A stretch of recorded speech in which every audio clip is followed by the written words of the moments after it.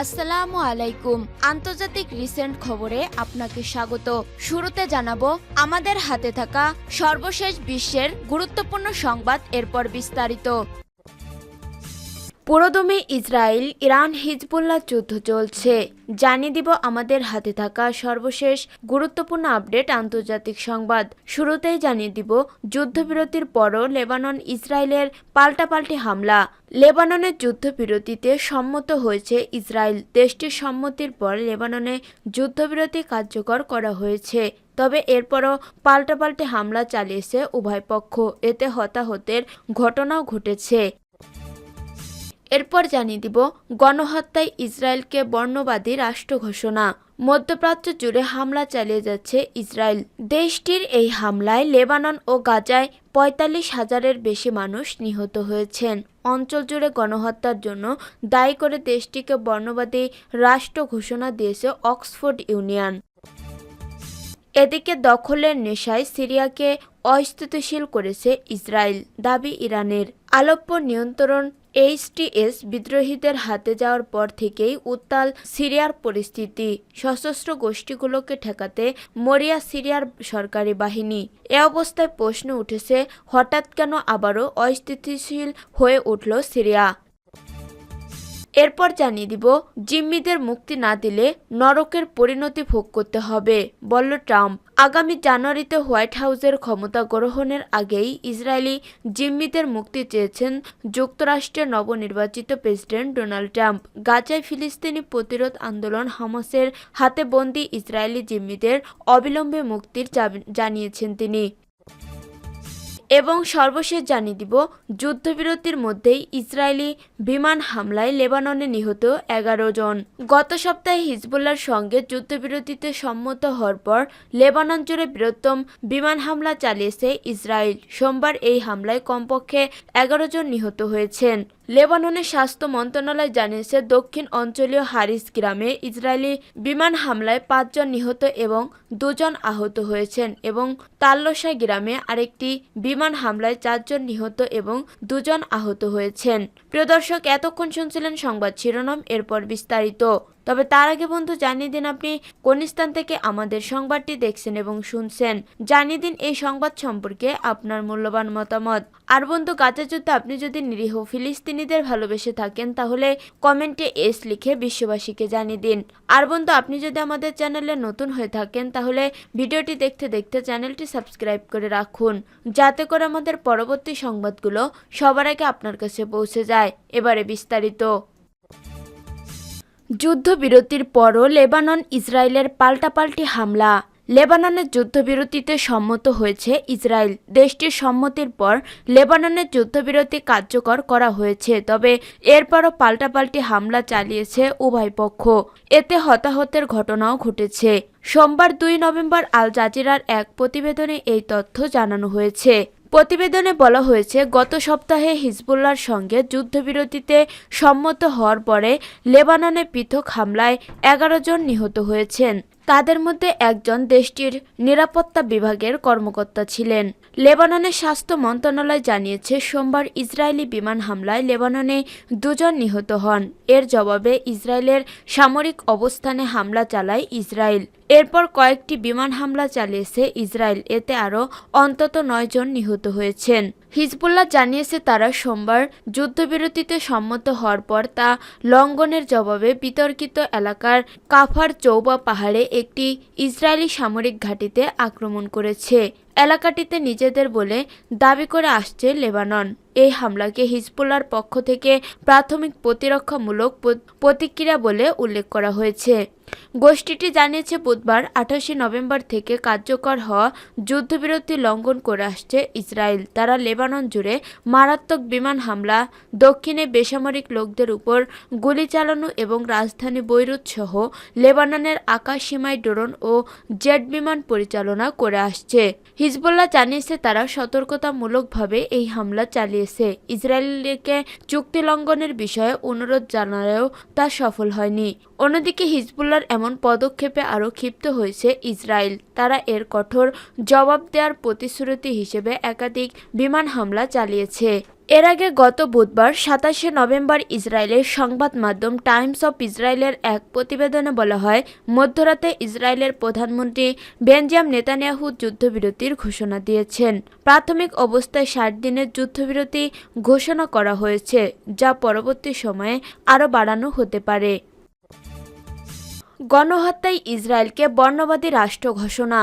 মধ্যপ্রাচ্য জুড়ে হামলা চালিয়ে যাচ্ছে ইসরায়েল। দেশটির এই হামলায় লেবানন ও গাজায় ৪৫,০০০-এর বেশি মানুষ নিহত হয়েছেন।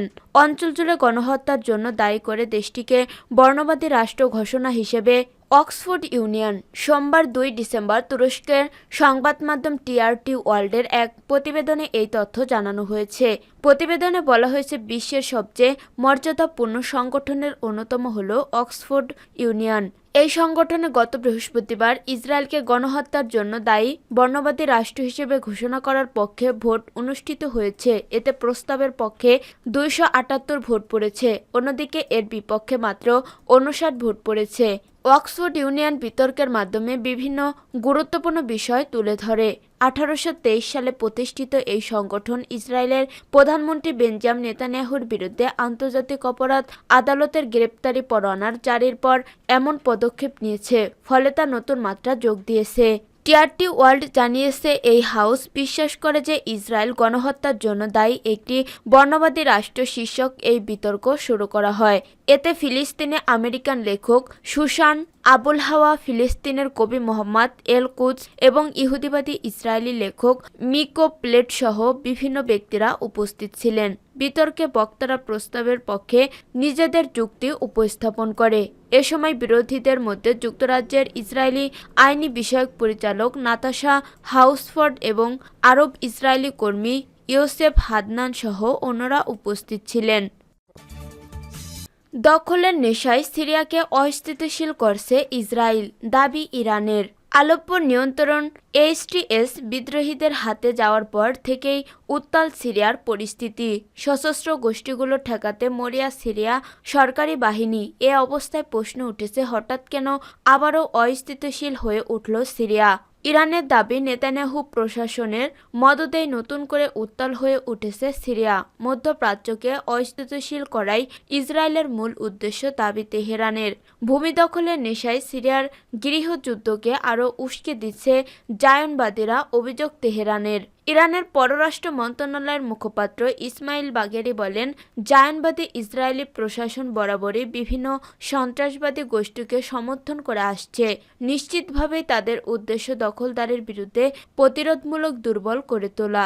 বিভিন্ন ইসলামী গ্রুপকে ব্যবহার করে পুরো মধ্যপ্রাচ্যের নিরাপত্তায় বিঘ্ন সৃষ্টি নেতানিয়াহু প্রশাসনের বহু পুরানো চক্রান্ত। সন্ত্রাসবাদীকে পুনরুত্থান ঠেকাতে পুরো মধ্যপ্রাচ্য এক হয়ে কাজ করবে এমন আশা প্রকাশও করেছে ইরান। ইসমাইল বাগেরি আলো বলেন, সন্ত্রাসবাদের ভয়াবহতা মধ্যপ্রাচ্যই জানে। তাদের পুনরুত্থান বন্ধে তাই সবাই এক হয়ে কাজ করবে। যত দ্রুত সম্ভব তাদের পতন ঘটানো হবে ইনশাল্লাহ। এর মধ্যে সিরিয়ার প্রেসিডেন্ট বাশার আল আসাদের সঙ্গে সাক্ষাৎ করেছে ইরানের পররাষ্ট্রমন্ত্রী আব্বাস আরাকচি। আশ্বাস দেন সিরিয়ার সার্বভৌমত্ব রক্ষায় সব ধরনের সহায়তা দেয়ার। এর আগে রোববার ইসরায়েলি প্রধানমন্ত্রী বেনজামিন নেতানিয়াহু জানান, সিরিয়ার পরিস্থিতি গভীরভাবে পর্যবেক্ষণ করেছে তেল আবিব। জিম্মিদের মুক্তি না দিলে নরকের পরিণতি ভোগ করতে হবে, বলল ট্রাম্প। আগামী জানুয়ারিতে হোয়াইট হাউসে ক্ষমতা গ্রহণের আগেই ইসরায়েলি জিম্মিদের মুক্তি চেয়েছেন যুক্তরাষ্ট্রের নবনির্বাচিত প্রেসিডেন্ট ডোনাল্ড ট্রাম্প। গাজায় ফিলিস্তিনি প্রতিরোধ আন্দোলন হামাসের হাতে বন্দী ইসরায়েলি জিম্মিদের অবিলম্বে মুক্তির দাবি জানিয়ে বলেছেন, জানুয়ারিতে তিনি দায়িত্ব নেওয়ার আগে জিম্মিদের ছেড়ে দিতে হবে। একই সঙ্গে হুঁশিয়ারি দিয়ে বলেছেন, যদি তাদের মুক্তি না দেওয়া হয় তবে নরকের পরিণতি ভোগ করতে হবে। নিজস্ব সামাজিক মাধ্যম ট্রাম্প লিখেছেন, আগামী ২০ জানুয়ারির আগে জিম্মিদের মুক্তি না দেওয়া হলে মধ্যপ্রাচ্য চরম মূল্য দিতে হবে। যারা এই মানবতা বিরোধী অপরাধগুলো সংঘটিত করেছে তাদের বিরুদ্ধে আমেরিকার ইতিহাসে সবচেয়ে কঠোর ব্যবস্থা নেওয়া হবে। এখনই বন্দীদের মুক্তি দাও। ট্রাম্প গাজায় ইসরায়েলের চলমান যুদ্ধে মার্কিন সেনাবাহিনীকে সরাসরি জড়িত করার হুমকি দিয়েছেন কিনা তা তাৎক্ষণিকভাবে পরিষ্কার করেননি। তবে প্রায় 15 মাসে সংঘাতে মার্কিন যুক্তরাষ্ট্র ইসরায়েলের গুরুত্বপূর্ণ সামরিক ও কূটনৈতিক সমর্থন দিয়েছে। এ সময়কালে কূটনীতিকদের ভাবে কয়েক দফা যুদ্ধবিরতির প্রচেষ্টা চালিয়েও সফল হয়নি জো বাইডেন প্রশাসন। মার্কিন নির্বাচনের আগে থেকেই ট্রাম্প বলে আসছে তিনি ক্ষমতায় থাকলে মধ্যপ্রাচ্যে যুদ্ধ হতো না। এখন আন্তর্জাতিক সম্প্রদায় সহ সবার আগ্রহের কেন্দ্রবিন্দু কিভাবে ট্রাম্প গাজায় যুদ্ধ বন্ধ করবেন। নতুন প্রশাসনে ট্রাম্প এমন সব ব্যক্তিদের মনোনীত করেছেন যারা প্রবল ইসরায়েল ঘনিষ্ঠ এবং ফিলিস্তিন বিদ্বেষী।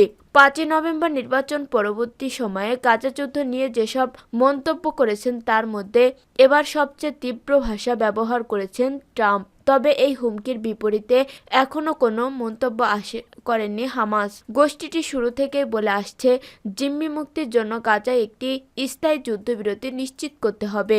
একই সঙ্গে ইসরায়েলি সেনাদের গাজায় ছাড়তে হবে।